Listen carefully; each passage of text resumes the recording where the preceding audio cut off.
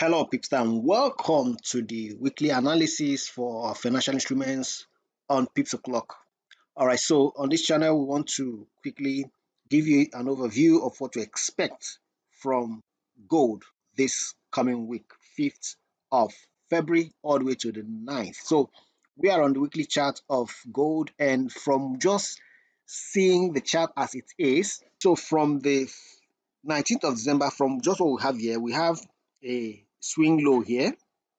Okay, all right, from the swing high, then you have a swing low. Now this swing low beats the previous swing low, because if you scroll back, you see, okay, you see, though generally speaking, you can see that it's been on a bullish trend all the way.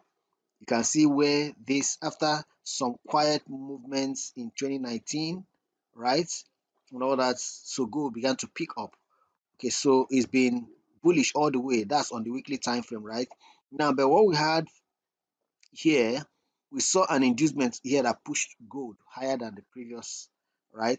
Okay, so this is the year that just ended, which is 2023, and it recorded a new high in 2023 compared to 2022.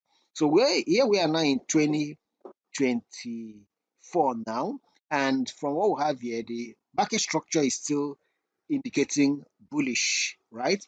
So, but then let's look at the current week that just ended.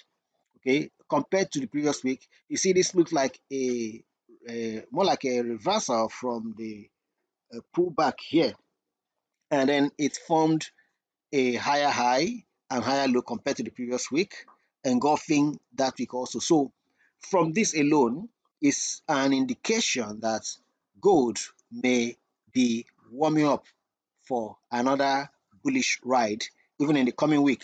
Now we want to go down to the daily and 4 hours. On daily, I don't really want to do much here, but on daily time frame, the structure is also bullish. Now, also comparing the moving averages, like the 200 period moving average, the 50 moving average, and the 21-day moving average. All like this is now 21-week moving average. So all of them are indicative of a bullish market, right? And on the daily time frame, the same. So, and now even on the daily time frame, we compare Friday and Thursday, yeah, is a lower low and lower high. However, price is finding support around the 50 and 21 period moving averages. All right, and still with 200 period moving average is still a bullish momentum that we can see there. So our analysis for the coming week will now be on the 4 hours, and we're going to be using the Fibonacci retracements to plot this.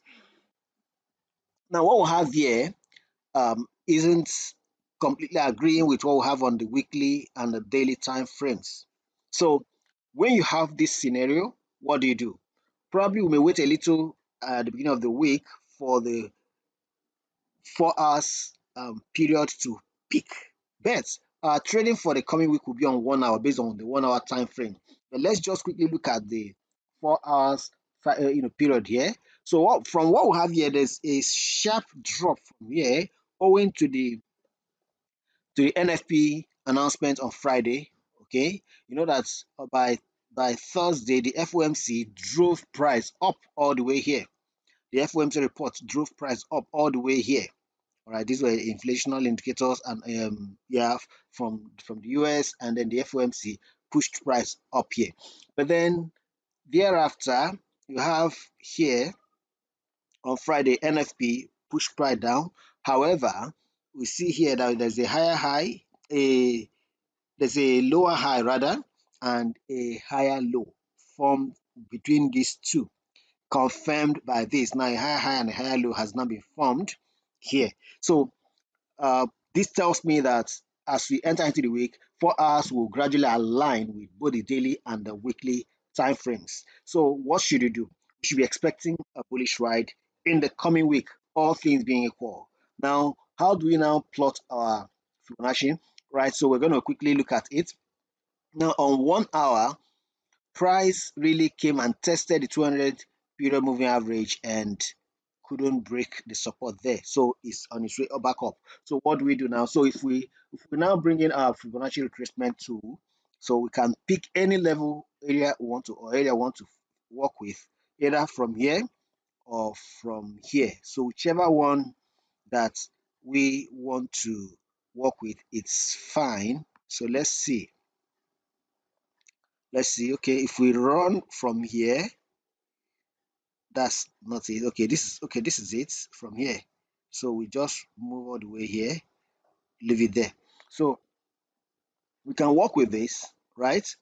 Or we drag it further down and work with the low from which date is this? This is from the 29th of January to the top of the 1st of February.